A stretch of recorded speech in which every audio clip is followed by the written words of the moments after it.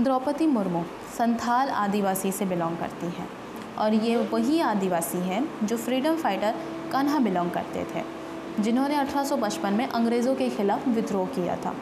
यह आदिवासी वैसे झारखंड की जनजाति है। द्रौपदी की दादा और पिता दोनों ही गांव के सरपंच रहे थे और इसी वजह से गांव के लोग उनके पास अपनी परेशानियां लेकर आते थे। उनके पास पैसा तो नहीं था पर इज्जत बहुत थी और इन्हीं कारणों से द्रौपदी के अंदर समाज के लिए कुछ करने की इच्छा जागी। पॉलिटिक्स में आने की उनकी कोई इच्छा नहीं थी, उन्होंने कभी सोचा भी नहीं था। ऐसा इसलिए क्योंकि उस समय एक लड़की का पढ़ाई लिखाई करना ही बहुत बड़ी बात मानी जाती थी और द्रौपदी ने अपनी स्कूल की पढ़ाई अपने गांव के सरकारी स्कूल से ही करी थी। कॉलेज के दिनों में द्रौपदी की मुलाकात श्यामचरण मुर्मू से हुई और दोनों को प्यार हो गया।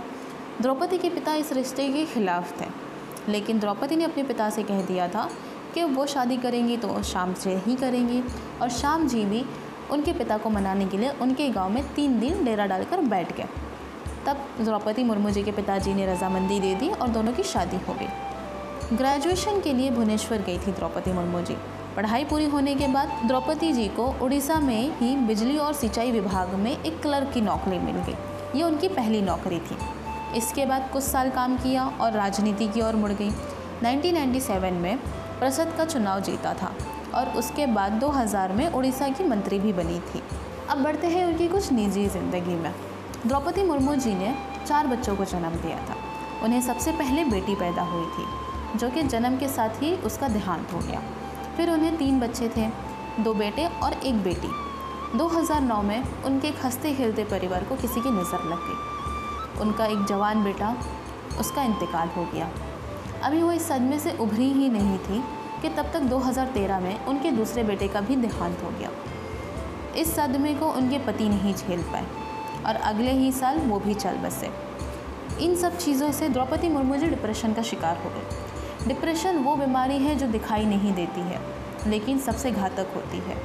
इसके कारण द्रौपदी मुर्मू जी नींद में भी रोया करती थी और वो इस सब का जिम्मेदार खुद को समझ रही थी और उन्होंने राजनीति को भी छोड़ने का फ़ैसला ले लिया था, क्योंकि उन्हें लगता था उन्होंने राजनीति में ज़्यादा ध्यान दिया और अपने परिवार पे कम ध्यान दिया।